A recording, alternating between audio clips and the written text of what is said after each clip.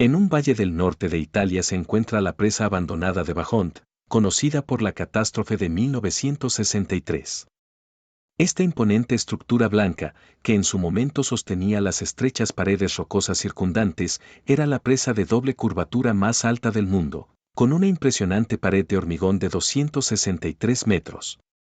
Tras la Segunda Guerra Mundial, el norte de Italia experimentó un rápido crecimiento industrial y necesitaba gran cantidad de electricidad. Esto llevó a la construcción de la presa de Bajont por la Società Adriatica di Elettricità, SADE. La presa se volvió esencial para impulsar el progreso industrial, prometiendo energía hidroeléctrica y crecimiento económico para la región. Arquitectónicamente, la presa era una obra maestra y un símbolo del progreso científico y la modernidad.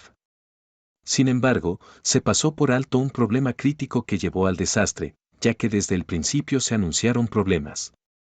Esta es la historia del desastre de la presa de Bajont. La narrativa se desarrolla en la Italia de posguerra, un periodo enfocado en la recuperación económica y el desarrollo industrial. Debido a la escasez de carbón para la generación de energía térmica, las compañías eléctricas comenzaron a buscar métodos alternativos para producir electricidad, como la energía hidroeléctrica. Así, construyeron centrales hidroeléctricas embalsando lagos en diversas regiones montañosas. Esta electricidad era esencial para el desarrollo industrial del país. Una compañía eléctrica privada llamada SADE era el principal proveedor y distribuidor de electricidad en el noreste de Italia. La empresa ya había construido numerosos embalses y estaciones de energía en los Alpes. En 1929, la compañía decidió construir la presa de Bajont en la parte sureste de los Dolomitas, en los Alpes. El 15 de octubre de 1943, durante la Segunda Guerra Mundial, se autorizó la construcción de la presa de Bajont. La construcción real de la presa comenzó solo después de la guerra, una vez resuelta la confusión tras la caída de Mussolini durante la Segunda Guerra Mundial. El proyecto, que duró más de 30 años desde su concepción hasta su finalización, fue testigo de varios eventos globales importantes y se benefició del conocimiento científico y la experiencia tecnológica. Ubicada en el valle de Monte Toc, en el norte de Italia, dentro de la cuenca de Bajont, la presa interceptaba el río Bajont para crear un embalse natural. Esta cuenca contiene un río que desemboca en los tramos inferiores del río Piave. La presa se planeó para el estrecho valle entre las laderas del Monte Toc. El agua para el embalse se obtendría de los ríos Piave, Mae y Boat. La construcción de la presa de Bajont comenzó al año siguiente. Inicialmente, se diseñó como una presa de arco de doble curvatura de 202 metros de altura con una capacidad de almacenamiento de 58 millones de metros cúbicos. Sin embargo, debido a la estructura geológica en ambos lados del valle, se ajustó el plan de construcción. La edificación de la presa incluyó varios componentes: el cuerpo principal, aliviaderos, desagües de fondo, túneles de desvío y centrales eléctricas subterráneas. El fondo del valle, que inicialmente tenía 10 metros de ancho, fue excavado y ampliado a 32 metros.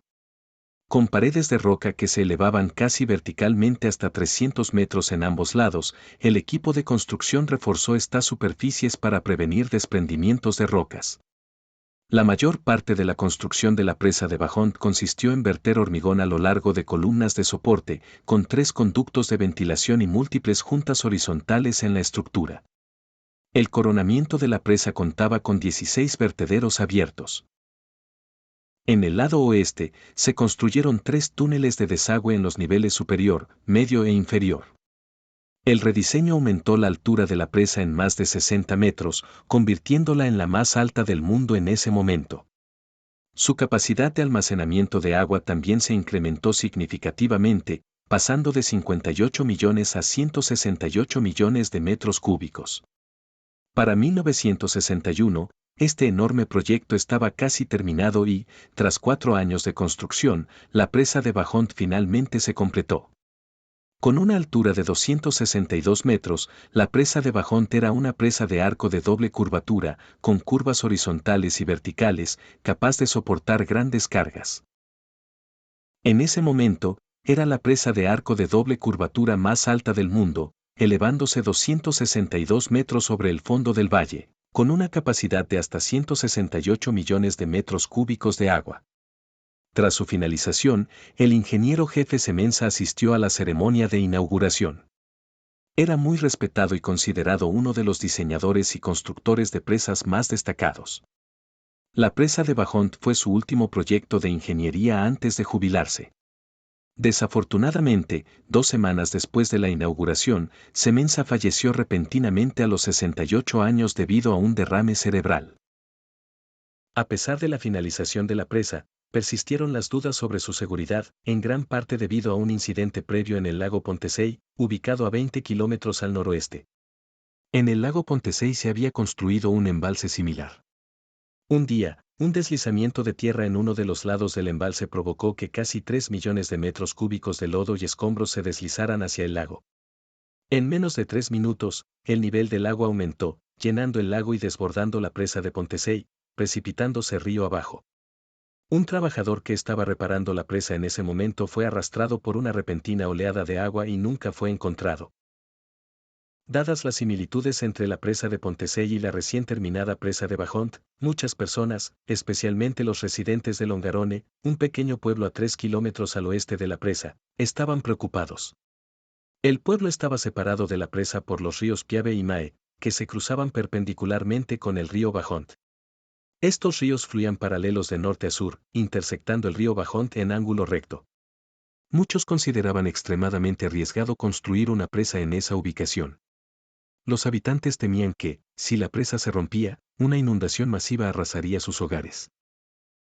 Un día, un residente del valle de Monte Toc notó grietas y desplazamientos en una carretera recién pavimentada mientras recogía leña. Informó de esto a los expertos geológicos, quienes, tras evaluar la situación, alertaron a las autoridades de la presa. Los expertos del equipo de gestión de la presa reconocieron que la ladera este de Monte Toc era altamente inestable y propensa a deslizamientos de tierra. Sin embargo, la administración de la presa insistió en que habían estudiado minuciosamente el valle y sus condiciones geológicas. Afirmaban que la roca en ambos lados del valle era muy dura y que no se habían detectado problemas geológicos profundos. Además, argumentaban que la estructura sinclinal asimétrica de la presa impediría movimientos de laderas. Creían que la montaña era relativamente estable y que la probabilidad de un deslizamiento de tierra era baja. A pesar de estas garantías, Longarone construyó muros de contención y aliviaderos como precaución contra posibles desastres. A veces, lo que más tememos se hace realidad. Un día de octubre de 1963, al amanecer, todo el pueblo de Longarone había desaparecido. ¿Qué tan grave fue la situación y por qué ocurrió el desastre? Volvamos al 9 de octubre de 1963. Ese miércoles marcó el inicio del otoño en Italia, con temperaturas que comenzaban a descender. La pequeña ciudad de Longarone, en el norte de Italia, se encontraba en la parte oriental de la provincia de Belluno, al pie del pintoresco Parque Nacional de los Dolomitas. En las semanas anteriores, la zona había sufrido lluvias continuas, lo que provocó un aumento significativo en los niveles de agua de los dos ríos situados al este de la ciudad.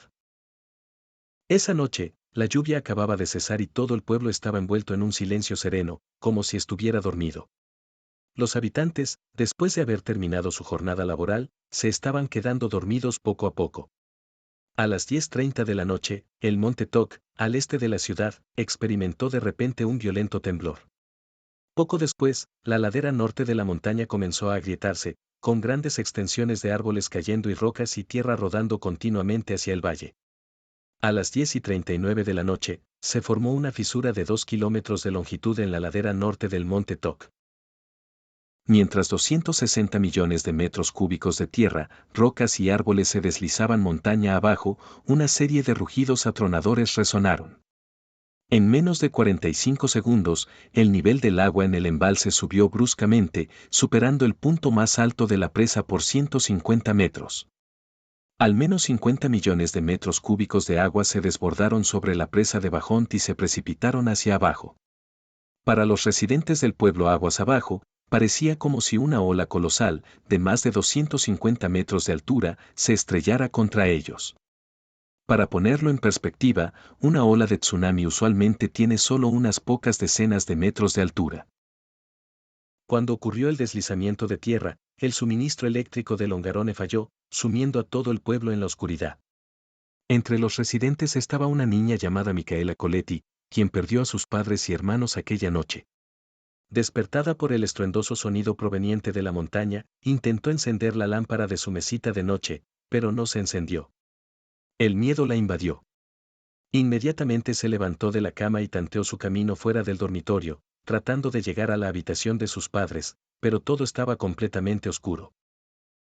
El deslizamiento de tierra, con un volumen casi el doble que el del embalse, desató una inundación feroz. Las aguas, mezcladas con rocas, barro y árboles, rompieron las barreras de los ríos Piave y Mae y la última muralla de contención del pueblo, avanzando implacablemente hacia Longarone. Las casas fueron casi totalmente destruidas. La escena era caótica. Micaela, recién despertada, no tuvo tiempo de encontrar a sus padres antes de ser arrastrada por las aguas embravecidas junto con su casa. En medio del agua que corría, Micaela podía escuchar gritos de angustia y pedidos de ayuda. Aterrada, seguía llamando, «Mamá, sálvame». En ese momento, una figura borrosa apareció en su visión. Al escuchar los gritos de ayuda de Micaela, el hombre decidió asistirla. Justo cuando estaba a punto de hundirse, el hombre la agarró y la sacó del agua, luego nadó hacia un trozo de escombros flotantes cercano. Con el tiempo, 850 rescatistas de 46 regiones diferentes llegaron al lugar para participar en las operaciones de rescate. Afortunadamente, las vigas colapsadas no la golpearon. Micaela luchaba desesperadamente en las aguas oscuras, tratando de mantenerse a flote, pero la corriente era demasiado fuerte. Solo podía dejarse llevar por el flujo. Afortunadamente, logró agarrarse a un trozo de madera flotante, aunque apenas mantenía sus hombros por encima del agua. La situación era desesperada. Aterrada, seguía llamando, «Mamá, sálvame». En ese momento, una figura borrosa apareció en su visión. No era su familia, sino otro residente del pueblo que había sido arrastrado cerca de ella. Para entonces, Micaela estaba exhausta y a punto de rendirse. Entre los rescatistas había 8 buzos que arriesgaron sus vidas sumergiéndose en el agua para localizar barriles con productos químicos tóxicos almacenados en el taller de la planta de energía. Lograron encontrar 61 barriles, evitando un desastre mayor. Los rescatistas que excavaban entre los escombros en Longarone finalmente rescataron a 73 sobrevivientes. En el lodo y los escombros encontraron más de 1000 cuerpos, mientras que muchos otros nunca fueron recuperados. El repentino aumento en los niveles de agua no les dio tiempo para reaccionar, y fueron engullidos por las inundaciones. 20 ingenieros en el centro de control del lado izquierdo de la presa y 40 empleados en el edificio de oficinas cerca del estribo derecho perdieron la vida. Las investigaciones revelaron que antes de que el agua de la inundación se desbordara sobre la presa, una ola provocada por un deslizamiento de tierra se elevó sobre la cresta de la presa, destruyendo varios pueblos. Luego, las aguas de la inundación fluyeron sobre la presa, descendiendo río abajo y convirtiendo a Longarone en un páramo sumergido. La destrucción continuó hacia el sur, afectando a otras aldeas en diversos grados. 7 meses después del desastre, se formó un comité parlamentario de investigación para determinar la causa del incidente. Se generaron también debates públicos. Algunos sostenían que la gestión de la presa y los departamentos gubernamentales eran responsables. Argumentaban que la construcción del embalse y la presa había alterado la estructura geológica del monte Toc, provocando temblores y deslizamientos de tierra. La administración de la presa ignoró estos riesgos y continuó llenando el embalse, manteniendo el nivel de agua alto. A pesar de las múltiples advertencias previas al desastre, las autoridades hicieron caso omiso de los peligros. Otros sostenían que la administración de la presa no era responsable, argumentando que la estabilidad de la presa nunca se vio comprometida. Incluso bajo el severo impacto de las aguas de la inundación, la presa permaneció intacta, con solo una sección de 1 metro de altura de mampostería en la parte superior siendo arrastrada. Afirmaban que el desastre fue una catástrofe natural. 3 años antes del desastre, se registraron pequeños temblores al norte de Monte Toc y los informes de los medios destacaron los riesgos de deslizamientos de tierra. A medida que las noticias se difundieron, el pánico se apoderó de los residentes cercanos, lo que llevó a algunos a presentar quejas ante las autoridades, pero sin éxito. Monte Toc, donde se encontraba la presa de Bajont, tenía un historial de deslizamientos de tierra. 3 años antes del desastre, en otoño, un deslizamiento significativo envió unos 700.000 metros cúbicos de rocas al embalse. Aunque este incidente no causó consecuencias graves, dejó claro el peligro latente. Por ello, la administración de la presa planeó construir una galería subacuática que funcionara como bypass en la cuenca frente al monte Toc, mejorando así la capacidad del embalse para manejar emergencias.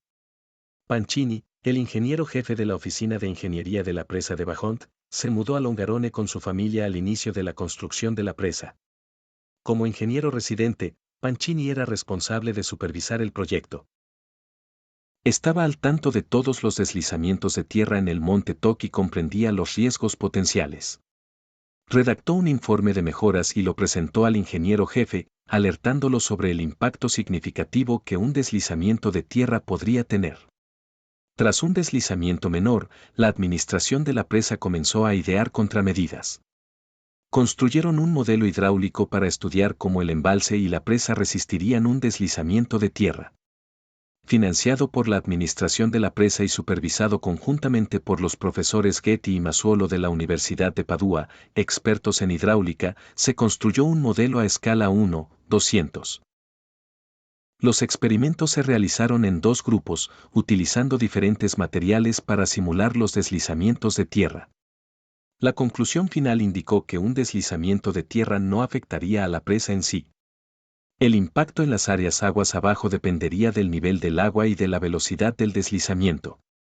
Mientras el nivel del agua del embalse se mantuviera por debajo de un cierto umbral, el impacto en las áreas aguas abajo sería insignificante. Un año y medio después de finalizar la presa, el nivel del agua en el embalse estaba a solo 25 metros por debajo de su capacidad máxima.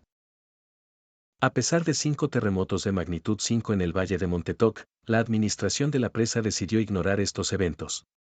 Un año antes del desastre, los ingenieros de SADE presentaron experimentos basados en modelos sobre los efectos de deslizamientos adicionales en el embalse.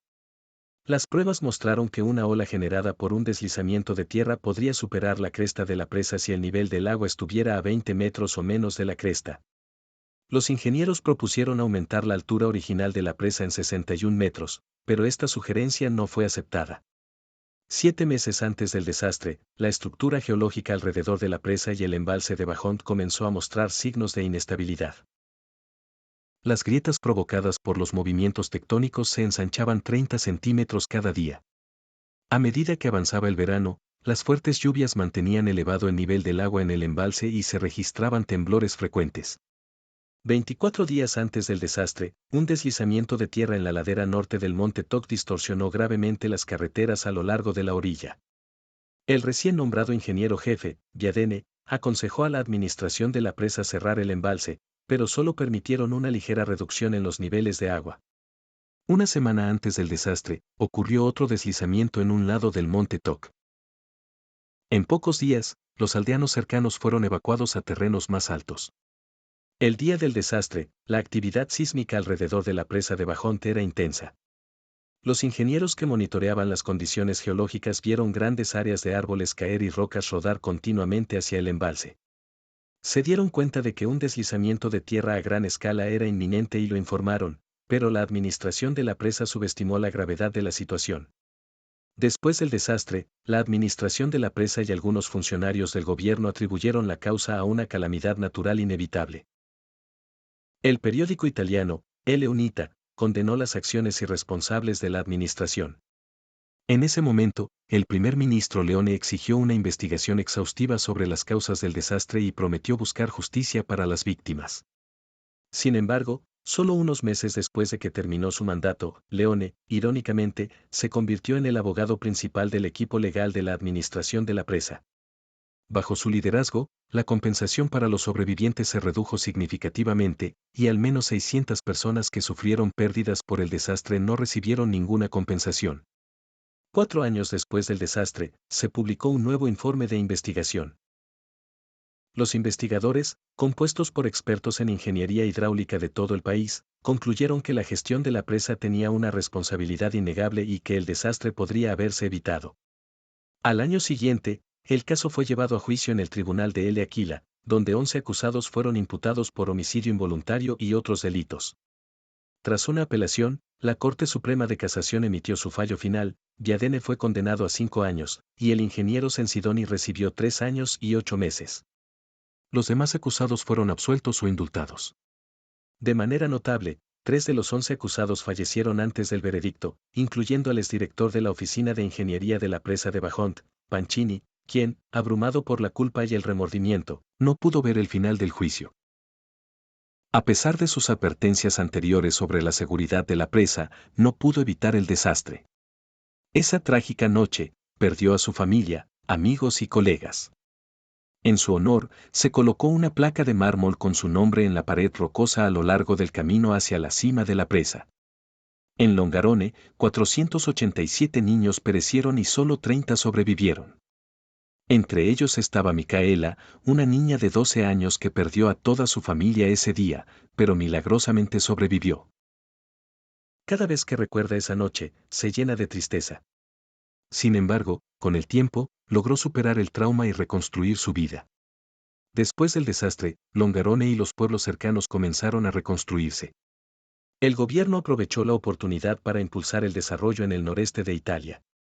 Los sobrevivientes recibieron subsidios públicos, 10 años de exenciones fiscales y préstamos empresariales para rehacer sus vidas. Hoy, 60 años después de aquel evento catastrófico, la presa dejó de funcionar como generador de energía y fue abandonada. El embalse ha estado mucho tiempo lleno de rocas de la montaña. La presa de Bajont ahora se erige como un recordatorio solemne de la importancia de las rigurosas medidas de seguridad y del respeto por el poder de la naturaleza. Sirve como una advertencia para las futuras generaciones sobre las posibles consecuencias del enfrentamiento entre la ingeniería humana y las fuerzas naturales. Gracias por ver este video. Si te gustó, no olvides darle un me gusta y suscribirte a nuestro canal. Tu apoyo nos impulsa a seguir creando más contenido. Muchas gracias. Gracias por ver este video. Si te gustó, no olvides darle un me gusta y suscribirte a nuestro canal. Tu apoyo nos impulsa a seguir creando más contenido. Muchas gracias.